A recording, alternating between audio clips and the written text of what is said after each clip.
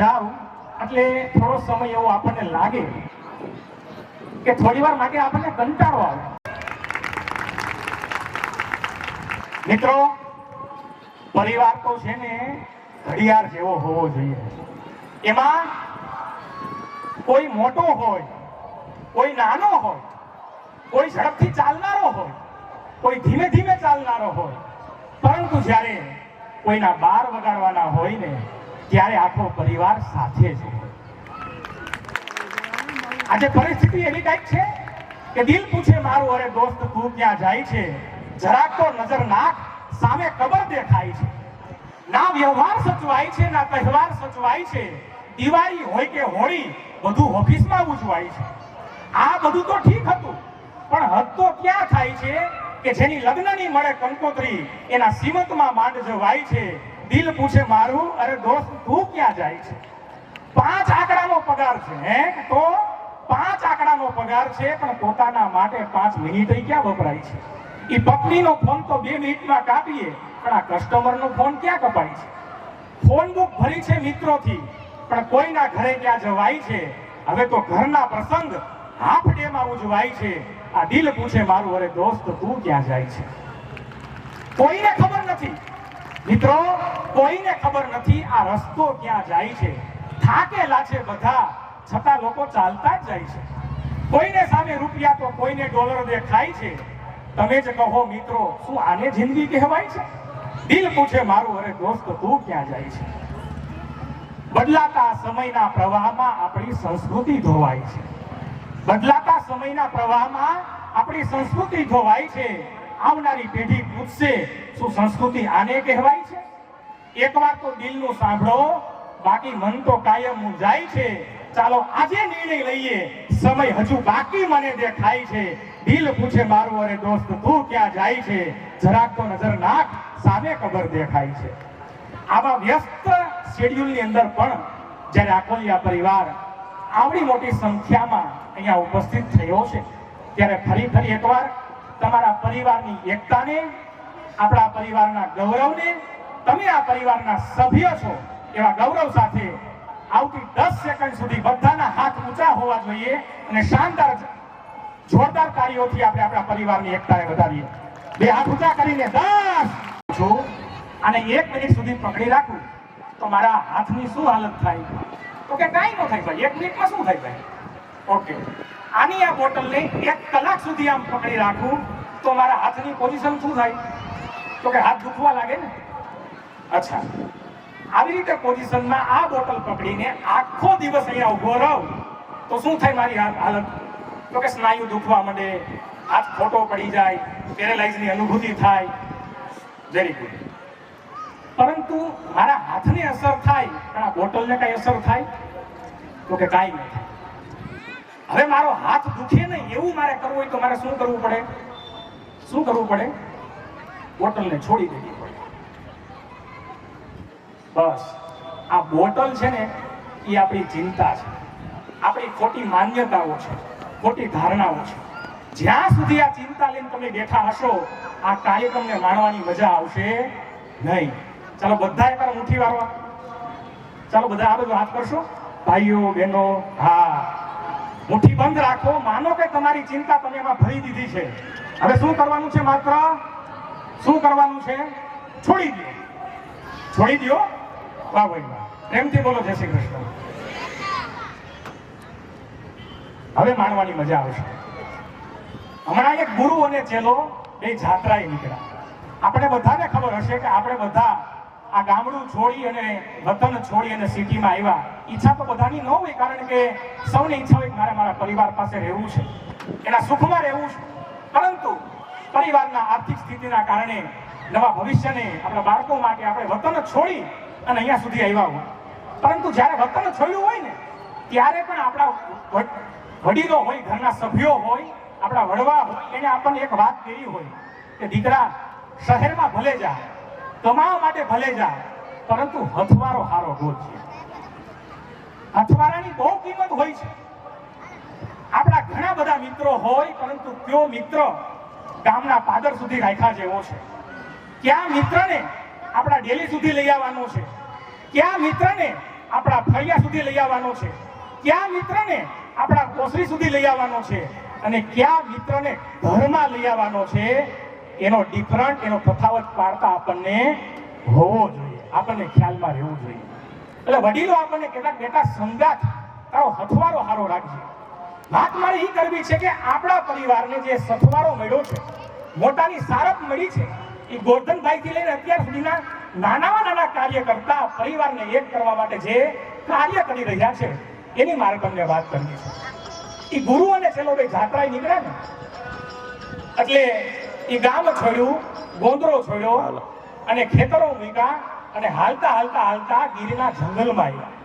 એ ગીરના જંગલમાં આવ્યા એટલે બરોબર અંધારું થયું, સાંજનું ટાણું થયું. એટલે ગુરુએ ચેલાને કીધું કે ભઈલા, સાંજનું ટાણું થયું છે ને, આપણે સંધ્યા વંદના કરી લઈએ.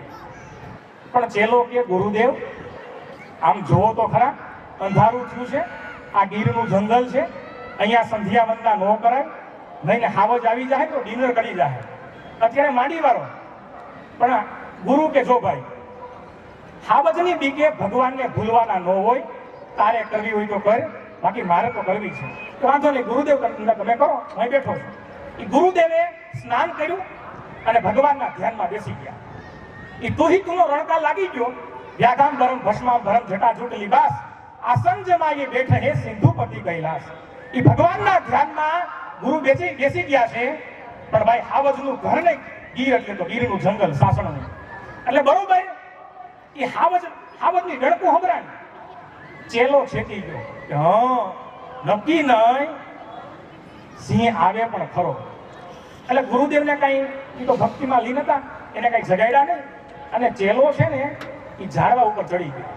હવે જોઈએ, જો ગુરુદેવ રહે તો ગુરુદેવની વિશેષ સેવા કરશે, કદાચ ગુરુદેવ ભયા જાય તો ગુરુની ગાદી મળશે. પ્રેમથી બોલો જય શ્રી કૃષ્ણ. બે બાજુ લાભ તો ખરો જ છે. એટલે ચેલો ઉપર બેઠો બેઠો જોવે અને બરોબર એ હાવજ આવ્યો, પરંતુ એ ધીમે ધીમે ડગ માંડતો આવે છે. એ હાવજ આવ્યો, ગુરુદેવ ધ્યાનમાં બેઠા છે, એની સામે નમસ્કાર કરી અને હાવજ એ ગુરુની પ્રદક્ષિણા કરી અને હાવજ પાછો વયો. ગુરુને કાંઈ કર્યું નહીં. તમે વહેલા ખુશ થઈ ગયા, હજી ખુશ થવાની વાર થોડીક વાર બાકી છે. એ ચેલાએ પછી નીચે ઉતરી ગયો, ગુરુને કીધું નહીં હો કે હાવજ આવ્યો ને આવું બધું કામ થઈ ગયું છે. ગુરુ જાયગા માલધારીના નેહડામાં રાઈત રોકાણા અને પછી સવારે પાછા નીકળ્યા. એ હાલતા હતા એટલે ગુરુ છે ને, ગુરુ એ માળા ફેરવે આવી રીતે, અને ચેલો છે એ આમ ચક્કર માળા ફેરવે. બરોબર, ભક્તિ લાગી નહોતી. એ ચક્કર માળા ફેરવતો તો ચેલો, એમાં માળા છટકી. એ માળા છટકી એટલે ડાયરેક્ટ ક્યાં ગઈ? મધના કોળા. મધના કોળાને કેવું પડે, આપણા કરતા એનામાં એકતા વધારે છે. એ લોકો ભલે સ્નેહ મિલન પ્રસંગ કદાચ નહીં કરતા હોય. અને એ મધમાખી વૈછૂટી અને પછી તો ચેલાની વાહે, ગુરુની વાહે, અને ગુરુને અહીંયા ગાલે ડંખ દીધો અને ગુરુ ભાગ્યા. એ ગુરુ ભાગ્યા, વાહે ચેલો ભાગ્યો. ચેલો કે ગુરુદેવ ઉભા રહ્યો, પણ ઉભા રહેતા નથી. ત્યારે ચેલાથી નો રહેવાનું અને ચેલાએ કીધું, ગુરુદેવ તમને હાવજની બીક ન લાગી અને નાની એવી મધમાખી આવી, એને ડંખ આપ્યો, તમે મધમાખીથી બી ગયા? આ કઈ રીતે પોસિબલ છે? ત્યારે ગુરુદેવે કીધું, એ મારી વાતનો પ્રાણ છે. ગુરુએ કીધું, ચેલા જ્યારે હાવજ આવ્યો ને ત્યારે મારી ભેગો મારો ભગવાન હતો, અને આ મધમાખી આવી ને તે અભાગ્યા તું મારી ભેળો છો. આ હથવારામાં ફેર છે. એ મારે તમને એ કહેવું છે કે જે મંચસ્થ વિરાજમાન છે, અત્યારે 27,000 નું દાન આવ્યું. કોઈએ તમને બધાને પ્રેમથી જમાડ્યા છે, ઠંડા કર્યા છે, શરબત પીવડાવ્યા છે, એના વિતરણના યજમાન થયા છે. હું તમને ગેરંટી આપું, ઘણીવાર એવી બધી ફરિયાદો આપણને ભગવાન તરફથી હોય છે. ઘણા ફરિયાદો કરે. શું ફરિયાદો હોય? કે ધીંગાને આલસ ધાન, રાકાથી રૂઠો પરે, તારી પાસે નહીં પર ધાન, તને કોણ સમજાવે હામડા? કે ભગવાન જેને તે ધન આપ્યું છે એને તું વારંવાર ધન આપે છે, જેને કાંઈ નથી આપ્યું એને તું કાંઈ આપતો નથી. તારી પાસે કોઈ સારો સલાહકાર હોત ને તો તને સાચું માર્ગદર્શન આપે. આવા ભગવાનને ગગલાવે. બોલો. એટલે ભગવાને સામે જવાબ દીધો, બેટા તું જેની ફરિયાદ કરે ને ધન આ સંપત્તિ વાનની વાત, એનો જવાબ તું સાંભળે. તમારે હેભરા જેવો છે. કે ધીંગાએ આયલા છે ધાન આડા ઓડા બાંધીને, ધીંગાએ આયલા છે ધાન આડા ઓડા બાંધીને, ઓલા રાંકે સેમરા નહીં રામ સૂતી વેળાએ સાંભળા. કે તું જેની વાત કરે છે ને એને કેટલાય વિહામાની અંદર કેટલાય માણસો નીકળ્યા હોય ને એને જમાડ્યા છે, કેટલાય દીકરાઓને ભણાવ્યા છે, કેટલાય પ્રસંગોમાં એને સેવા કરી છે. પણ તું જેની વાત કરે છે ને જેની પાસે ધન નથી, પૈસા નથી, એને કોઈ દી હૂતી વેળાએ મને કોઈ દી યાદ કર્યો નથી. મારે એને કેમ ધન સંપત્તિ આપવી? અહીંયા કોઈ આ પરિવારની એકતા માટે, પરિવારને આગળ વધતો હોય, એ શિક્ષણનું કાર્ય હોય, આરોગ્યનું કાર્ય હોય, ત્યારે આ કોઈ રૂપિયામાં આપે છે ને એ આપતા નથી, વાવે છે. અને વાવે ને એ ઉગે એને કોઈનો ઉગે. આ પરિવારની જે કઈ ભાવના છે. ગયા વર્ષે ગ્લોબલ ઇન્ડેક્સે એક સર્વે કરેલો. અત્યારે આપણે તમે જ્યાં પણ ફેમિલી સાથે કનેક્ટ હશો, કોઈ પણ સમાજમાં, આજે એવો કોઈ સમાજ બાકી નથી કે જ્યાં નાના મોટા પ્રશ્ન નથી હોતા. મને પ્રશાંતભાઈ એક પંક્તિ યાદ કરાવેલી કે પાદર ગયું બની હારી ગઈ દયા પાણીના બેડા, ઈ લાજ ગઈ ભેળી લજ્જા ગઈ ગયા કઠણ કેળા. સાત ભવની છોડ સખી મારા વાલીડા આ ભવમાં નોરીએ ભેડા, ઈ નાના નાના આવેશમાં કેટલા થાય છે છૂટા છેડા, કેટલા થાય છે છૂટા છેડા. જે સપ્તપદીના વચનો યજ્ઞની સાક્ષીએ ફેરા લીધા હોય એના વ્યક્તિઓને છૂટા પડતા વાર નથી લાગતી. તો આવા નાના નાના મોટા પ્રશ્નો બધાની જગ્યાએ હોય છે. તો આ લોકોને એમ થયું કે આપણે આખા વિશ્વનો સર્વે કરીએ કે ક્યાં સૌથી પ્રશ્નો વધારે છે અને ક્યાં પ્રશ્નો સૌથી ઓછા છે. ગયા વર્ષે નવેમ્બર મહિનામાં સર્વે કરવામાં આવ્યો. આકોલિયા પરિવારના દરેક સભ્યો, તમને જણાવતા આનંદ થાય, આપણે તો 140 કરોડ ઉપરાંત આટલી મોટી લોકશાહી ધરાવતો દેશ, છતાં પણ ઇન્ડેક્સની અંદર, ગ્લોબલ ઇન્ડેક્સના સર્વેમાં સંબંધો જાળવવામાં, પરિવારની વ્યવસ્થામાં મિત્રો ભારત દેશનો પહેલો નંબર આવ્યો. મતલબ કે જે કઈ આ પ્રશ્નો છે ને એ બીજા દેશોની સરખામણીમાં તો માત્ર 0% છે, માત્ર 0%. કઈ ચિંતા કર્યા જેવું નથી. કારણ કે જે દેશના યુવાનો, જે દેશના વડીલો, જે દેશના ભાઈઓ બહેનો આવા પ્રસંગોને પણ, પરિવારને પણ ઉત્સવ બનીને ઉજવતા હોય ત્યાં પ્રશ્ન તો થાય, પરંતુ પ્રશ્નો લાંબો ટાઈમ ટકી ન શકે. આ બધું આપણા લોહીમાં હતું. કહેવાય છે ને કે વક્ત બદલતા હે લેકિન રક્ત નહીં બદલતા. બહુ સુંદર મજાની પંક્તિઓ લખવામાં આવેલી છે કે જબ જીરો દિયા મેરે ભારત ને, भारत ने मेरे भारत ने, दुनिया को तब गिनती आई, तारों की भाषा भारत ने, देता ना दशमलव भारत तो, यूं चांद पे जाना मुश्किल था, धरती और चांद की दूरी का अंदाजा लगाना मुश्किल था, सभ्यता जहां पहले आई, पहले जन्मी है जहां पे कला, अपना भारत वो भारत है जिसके पीछे संसार चला, संसार चला और आगे बढ़ा, यूं आगे बढ़ा बढ़ता ही गया, भगवान करे ये और बढ़े, बढ़ता ही रहे और फूले फले, बढ़ता ही रहे और फूले फले, बढ़ता ही रहे और फूले फले. ભારત માતા કી ગર્વ તો આપણને હોવો જોઈએ, પરંતુ આ સંસ્કૃતિ કેમ તૂટીને એની મારે તમને નાનકડી વાત કરવી છે.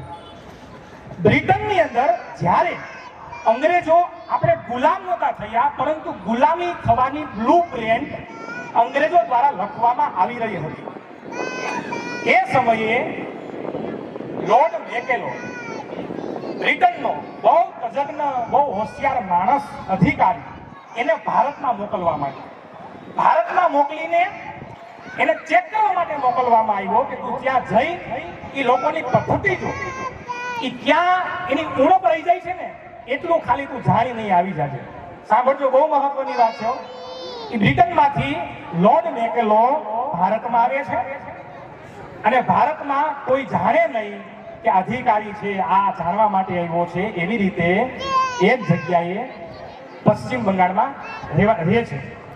દરરોજને માટે એક ઘટના જોવે, દરરોજને માટે રનિંગનો ટાઈમ છે.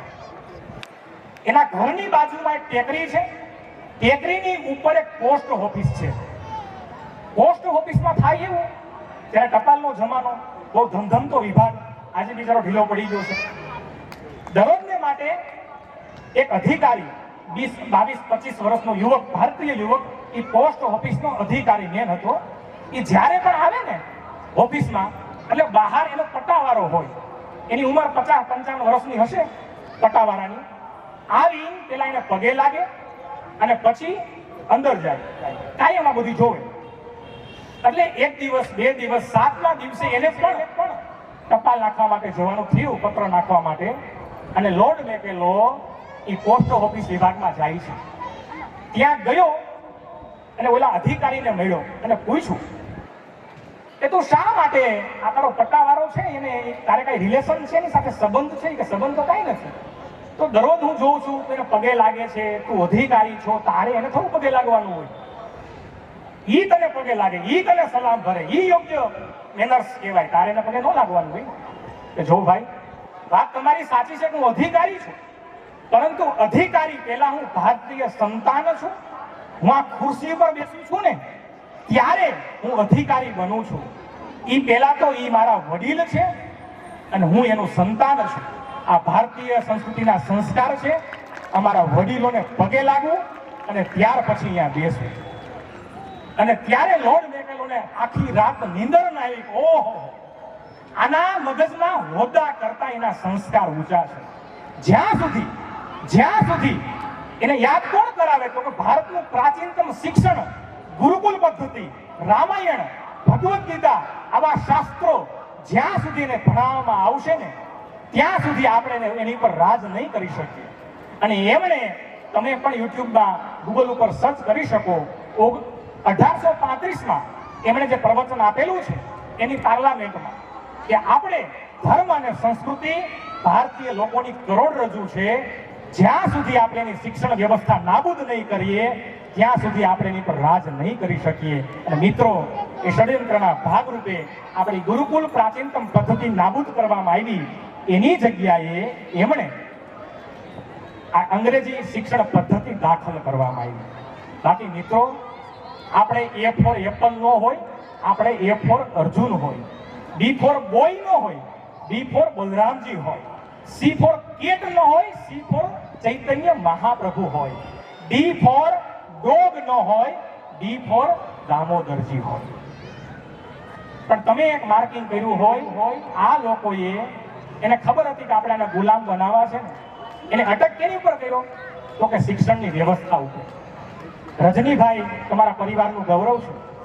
અમે ત્યારે સાથે હતા, મેં ઘણી બધી વાતો કરી કે પરિવારમાં આપણા દીકરા દીકરીઓ શિક્ષણમાં આગળ વધે ને ખૂબ જરૂરી છે. જેમ અંગ્રેજોએ આપણી શિક્ષણ પદ્ધતિ નાબૂદ કરી, આમ તો તમને ખ્યાલ છે ને, હવે જુલાઈથી ધોરણ 9 થી 12ના વિદ્યાર્થીઓ ભગવદ્ ગીતાનો અભ્યાસ કરવાના છે. શિક્ષણમાં સરકારે દાખલ કરેલો નિયમ. તારી પાડો સરકારના કામ માટે. કહેવાય છે ને કે મુંજાય છે માનવ શાને, ખોલ ભગવદ્ ગીતા, ખોલ રામાયણ, ઉપાય છે પાને પાને. એક નાનું એવું ગામ છે અને બાપે એની દીકરીને એવું કીધું કે બેટા, આ 500 રૂપિયા આજની મજૂરી આવી છે, એને હાચવીને મૂકી દે ને. ગરીબ માટે 500 રૂપિયા બહુ કહેવાય. એટલે દીકરી દોડીને ઘરમાં ગઈ, પાછી વહી આવી. એટલે પૂછ્યું કે એટલી વારમાં 500 રૂપિયા ક્યાં મૂક્યા? તને ખબર હે ને ગામમાં બહુ ચોરી થાય છે. એ કે બાપુજી, એ 500 રૂપિયા છે ને રામાયણની વચ્ચે મૂક્યા છે. એટલે બાપુજીએ કીધું બેટા, રામાયણની વચ્ચે ન મુકાય, ત્યાંથી ગમે એ શોધી એ મળી જાય. આપણા માટે 500 રૂપિયા મહત્વ ના હોય? કે નહીં બાપુ, એ હિન્દુસ્તાની દીકરી હું જવાબ દે છે કે આપણા ગામમાં ચોરી થાય હું જાણું છું, પણ આપણા ગામમાં ચોર ચોરી કરવા માટે આવશે ને, આપણા ઘરે આવશે ને, તો એ રામાયણ નહીં ખોલે. અને જો રામાયણ ખોલશે તો બીજી વાર ચોરી નહીં કરે. પ્રેમથી બોલો જય શ્રી કૃષ્ણ. એ જુનાગઢના રેલવે સ્ટેશનમાં એક દાદા છે ને રામાયણ વાંચતા હતા. એટલે નવા કપલ લગ્ન થયેલા, પતિ પત્ની ત્યાં આવ્યા એટલે એને થોડુંક આમ લાગે કે શું કરે છે દાદા. 12 સાયન્સમાં અભ્યાસ કરતો, એક્ઝામ આપી દીધેલી. હવે વાત એવી થઈ, ભણવામાં બહુ હોશિયાર, પણ ક્રિકેટમાં એટલો બધો રસ્યો કે એક પણ ફિગલ છોડે નહીં, ક્રિકેટ રમવા માટે પહોંચી જાય. એટલે ક્રિકેટ રમવા માટે જતો હતો અને બરોબર ભેગો થયો. ક્યારેક રમે કે વાંધો નથી, પણ દરેક ફિગલમાં ક્રિકેટ રમવા માટે જાય તો પછી જે સ્કોરિંગ કરવાનું હોય રિઝલ્ટની અંદર ન કરી શકે. એટલે મેં કીધું ભઈલા, જેમ બને એમ અભ્યાસમાં ધ્યાન આપ, ક્રિકેટ રમવાનું છોડી દે, એક્ઝામનો ટાઈમ નજીક છે.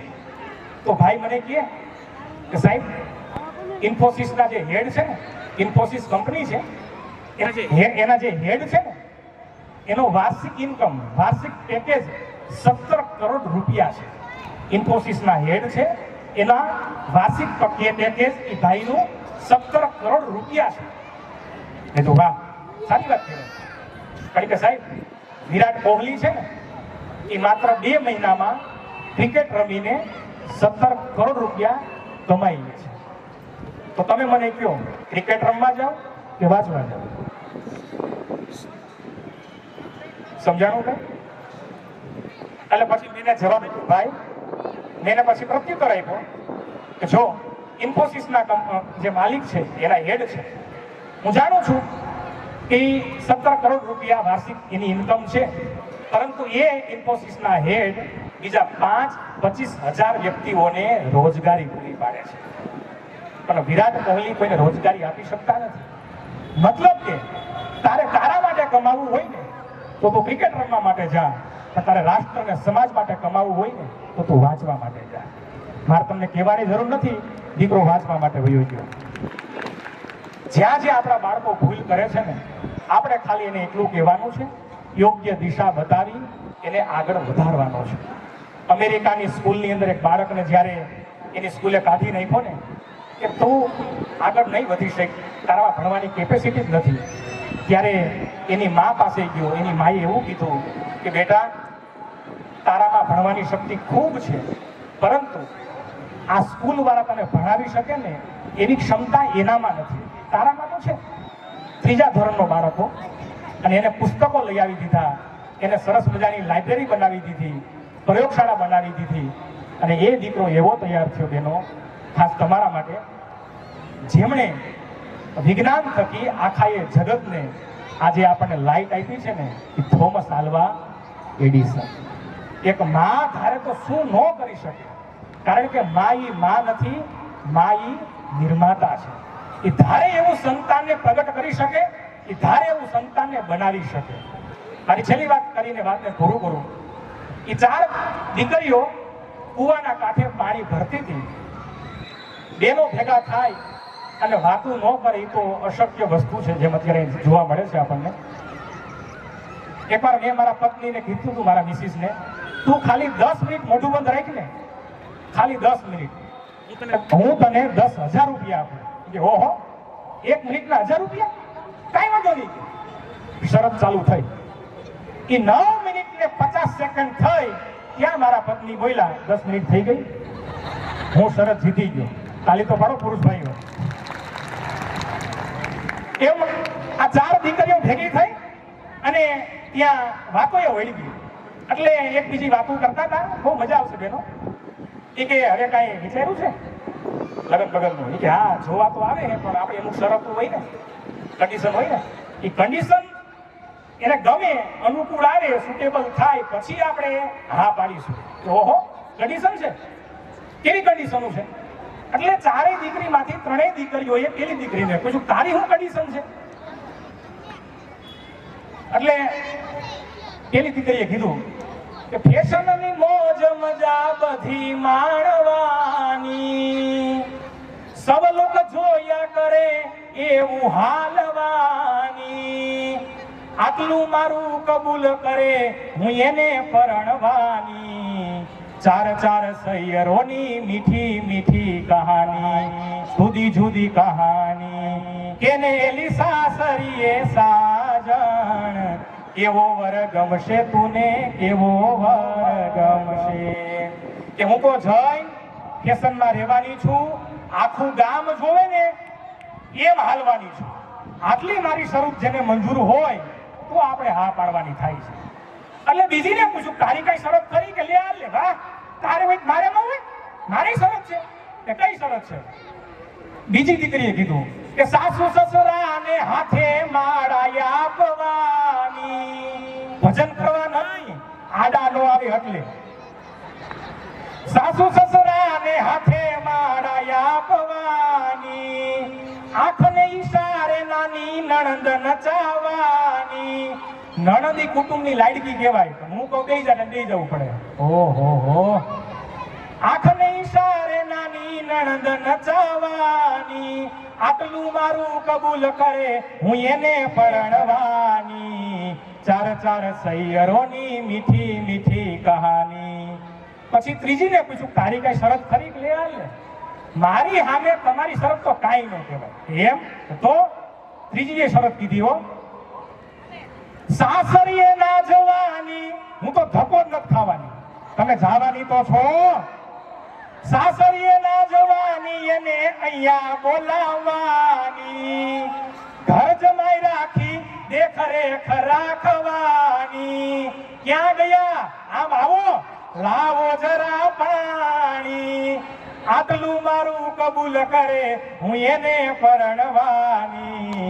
ચાર ચાર સૈયરોની મીઠી મીઠી કહાની, કેને એલી સાસરીએ સાજણ, કેવો વર ગમશે તુને, કેવો વર ગમશે. મિત્રો, આ ચાર જે દીકરીઓ વાત કરે છે એ ભારતની દીકરીઓ વાત નથી કરતી, ચાર દેશની સંસ્કૃતિ વાત કરે છે. માં પહેલી, બીજી અને ત્રીજી એ વિદેશની સંસ્કૃતિ બોલી, હવે ચોથી દીકરી ભારતની સંસ્કૃતિ બોલે છે. ત્રણેય બહેનોએ પૂછ્યું ચોથી ને તારી કઈ શરતો ખરી? કે હા બેન મારી શરતો તો મારી છે, પરંતુ તમારી શરત અને મારી શરતમાં થોડો તફાવત છે. એ કેવી શરતો છે? કે સાસુ સસરાની હું સેવા કરવાની, જેવા હશે એવા મારા ઈને માનવાની. થોડું ડિસ્ટર્બન્સ બહુ વધારે થાય છે બાળકોનો, પણ તમારું ભવિષ્ય છે, તમારું ભવિષ્ય છે, પણ મારું વર્તમાન બગાડવામાં એ સક્ષમ છે બધા. વાત એવી છે, જેવા હશે એવા મારા ઈને માનવાની. વાત તમે અહીંયા ધ્યાન આપજો. જેટલા પણ અહીંયા 20-22 વર્ષની દીકરીઓ બેઠી હોય ને, જ્યારે પણ તમને સમય મળે ને, એકવાર પિતાના ખોળામાં મસ્તક મૂકીને એટલું પૂછજો, બાપુજી આ 20-22 વર્ષની તમે મને કરી છે ને, પણ તમારી આબરૂ ભેગી કરવામાં તમારે કેટલા વર્ષોનો સમય છે? બાપુજી કેટલો સમય છે તમે મને આવડી મોટી કરી, મને હાઈચવી, સમાથી રક્ષણ પૂરું પાડ્યું, તમારી કેટલી આબરૂ. અને તમારી આબરૂના ધજાગરા કરી અને હું કોઈના ગાડીની વાહે બેહીને હું ભાગી જાઉં તો એ મા બાપની આંતરડી કેટલી પકડે. એ ત્યારે ખબર પડે જ્યારે પોતાને મા બાપ બનવાનો અવસર આવે અને પોતાના સંતાનને છોડીને વ્યા જાય ને, ત્યારે ખબર પડે કે મા બાપને છોડવાનું, મા બાપને ત્યાગ કરવાનું કેટલું મોટું પરિણામ હોય છે, કેટલું મોટું દુઃખ હોય છે. આપણી આ સંસ્કૃતિ છે જ નહીં. આપણી સંસ્કૃતિ તો મા બાપ જ્યાં કે એ દિશામાં આગળ વધવાની આપણી સંસ્કૃતિ છે. 11 વર્ષની ઘટના રાજકોટની અંદર 1 વર્ષ જેટલો સમય થયો. ઉનાળાની અંદર મે મહિનાની અંદર એક દીકરી રાજકોટની અંદર મા બાપને છોડીને ભાગી ગઈ. એ ભાગી તો ગઈ, 5 દિવસનો માત્ર સમય થયો હશે. જેની સાથે ભાગી ગઈ હતી ને એ પુરુષ ને મોબાઈલમાં કોઈ અન્યનો ફોન આવ્યો, અન્ય સ્ત્રીનો. એની સાથે કલાકો સુધી વાતો કરી. આને શંકા ગઈ, એટલે પૂછ્યું એને કે તમે કોની સાથે વાત કરો છો? ખાલી આટલી ઇન્ક્વાયરી કરી, એને મગજનો પિત્તો ગુમાવ્યો પેલા પુરુષે, એના પતિએ, જેની સાથે ભાગી ગઈ હતી. અને રસોડામાં જે લોખંડનો દસ્તો હોય એ દસ્તો એ દીકરીના મગજ ઉપર ફટકાયો. બિચારી બેભાન થઈ ગઈ, પોતે તો ઘરથી બહાર નીકળી ગયો. મા બાપને છોડીને આવી ગઈ હતી. ત્યારે મિત્રો એના બાપને ખબર પડી કે મારી દીકરી, નામે મને ખ્યાલ છે પણ જાહેરમાં આપણે ન બોલાય. એને ખ્યાલ આવ્યો કે મારી દીકરી ભાગી ગઈ અને આવું થયું છે અને એને લાગ્યું છે. તરત બાપ દોડીને આવ્યો, એને હોસ્પિટલાઇઝ કરી, એની સારવાર કરી. દરેક દીકરીઓને વિનંતી છે કે જ્યારે પણ જીવનમાં પગલું ભરવાનું કોઈ પણ મન થાય ને એટલું મિત્રો યાદ રાખજો, મારા માટે મારા મા બાપ સર્વસ્વ છે. 140 કરોડ ઉપરાંત તો લોકો ખાલી ભારતમાં રહે છે.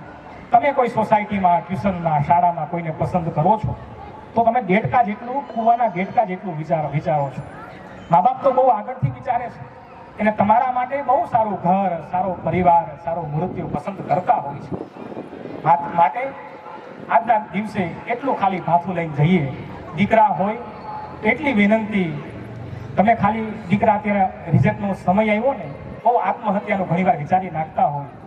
હું તમને કહું, આપણે બધાય છીએ, આત્મહત્યા કરવી કઈ જેવી તેવી વાત નથી. આપણે માનો કે આ બિલ્ડિંગ ઉપર, અહીં સેતુબંધ બિલ્ડિંગ છે, ઉપર ચડી જઈએ અને આપણે બધાની વાત થાય અને થાય ઓહો આ ધંધો કરાય. મતલબ કે આત્મહત્યા કરવામાં પણ સાહસ જોઈએ. એ આત્મહત્યા કરવામાં અત્યારના બાળકો જેટલું સાહસ કરે ને, એનું ખાલી અડધું સાહસ જો પોતાના ધંધામાં કે ભણવામાં કરે ને, એ સફળ થઈ જાય. ખોટી વાત છે મારી? એટલું કરાવવું જોઈએ ને. બહુ હિંમતવાળું કામ છે. કે ફરી પાછું જન્મ લેવો, ફરી એકથી ચાલુ કરવું, એના કરતાં બેટર છે કે જ્યાં છીએ ત્યાંથી આપણે શરૂઆત કરીએ. તો દરેક સંતાનો આજના દિવસે માતા પિતાના ચરણોમાં એટલે નતમસ્તક વંદન થઈ અને આપણે એવું સંકલ્પ કરીએ ક્યારેય પણ અમે અમારા માતા પિતાથી જુદા નહીં પડીએ, કારણ કે બહુ મોટી આશા અને ઉમંગ સાથે અમને મોટા કર્યા હોય છે. દરેક મિત્રોને છેલ્લી એક વિનંતી છે, બે હાથ જોડી અને આંખો બંધ કરી આપણે આપણા માવતરને યાદ કરીએ. દરેક મિત્રોને, ભાઈઓને 1 મિનિટ માટે ખાલી આંખો બંધ કરી અને આપણે સંકલ્પમાં બંધાઈએ.